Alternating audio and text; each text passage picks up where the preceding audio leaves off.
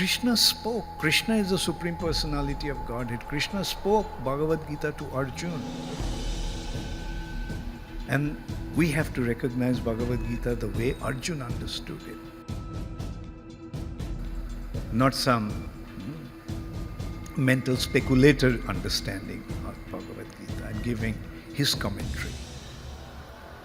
Therefore, Prabhupada's Bhagavad Gita is specifically designed as Bhagavad Gita as it is. I remember in 1976, we took a statistics of English translations of Bhagavad Gita. We found almost 250 English translations of Bhagavad Gita. And all those 250 Bhagavad Gita translations put together did not make a single devotee of Krishna. Whereas Prabhupada's one Bhagavad Gita is making millions of devotees all over the world.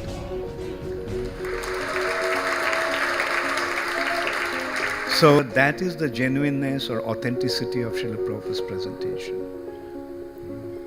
Prabhupada's Bhagavad Gita actually gives us the right understanding that touches everyone's heart, that this is it, and this is what needs to be followed. And every single book that Srila Prabhupada gave is tipped with this kind of absolute wisdom.